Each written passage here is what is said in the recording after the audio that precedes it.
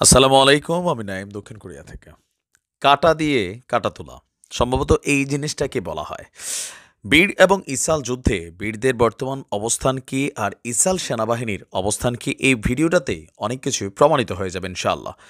পশ্চিমা গণমাধ্যমগুলো যখন একাধারছে আপনার মানে নিউজগুলো করছে যে আমাদের বীররা এই অবস্থায় আছে, সেই অবস্থা আছে কিন্তু লিগ্যাল প্র্যাকটিক্যাল অবস্থানটা কি?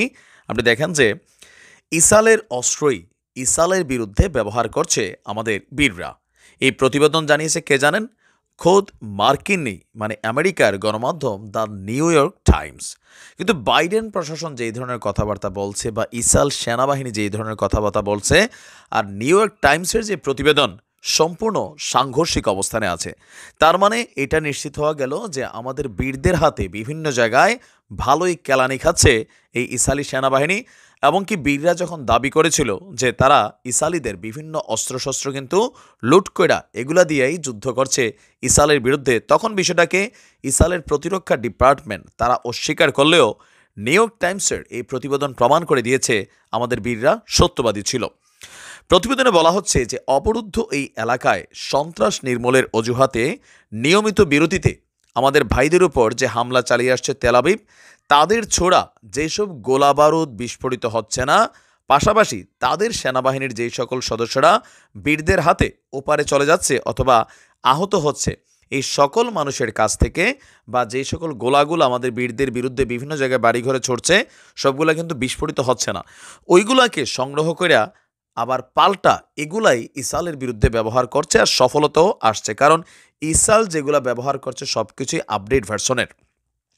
পাশাপাশি ধ্বংসাশেষও কাজে লাগাচ্ছে আমাদের বীররা রকেট এবং ড্রোন তৈরিতে। বুঝতে পারেন নাই? ধরেন ইসরায়েল একটা রকেট নিক্ষেপ করছে অথবা ড্রোন নিক্ষেপ করছে, এখন এটা ধ্বংসের পর এটার যে বাকি বডির মানে কি বলে যে নষ্ট হয় নাই এমন অংশগুলো বা বিভিন্ন যন্ত্রপাতিগুলো আছে সেগুলোকে খুলে খুলে আমাদের বীররা রিবিল্ড বা আবারও তৈরি করে সেগুলা এদের বিরুদ্ধে কিন্তু ব্যবহার করছে। প্রশ্ন হচ্ছে আমাদের বীররা এত অস্ত্র কোথায় পাচ্ছে, এটা নিয়েই আপনার প্রতিবেদনটার শুরু ছিল। খোদ ইসরায়েলের গোয়েন্দারাও দীর্ঘদিন ধরে খুঁজছে এর উত্তর। ধারণা করা হচ্ছে টানেলের মাধ্যমে মিত্রদের কাছ থেকে আপনার কি বলে যে মেশিনারিজ সংগ্রহের পাশাপাশি নিজেরাও তাদের সেই টানেলে অনেক ধরনের যে অত্যাধুনিক মানের অস্ত্র নির্মাণ করছে সেগুলোও কিন্তু বিভিন্ন প্রতিবেদনে প্রমাণিত হয়েছে। তবে ইসরায়েলের অস্ত্রই তাদের বিরুদ্ধে ব্যবহার করে যেই সফলতা পাচ্ছে বীররা, দাবি করে নিউ ইয়র্ক টাইমস বলছে যে ইসরায়েলিরা বিভিন্ন জায়গায় বীরদের হাতে কেলানি খাচ্ছে।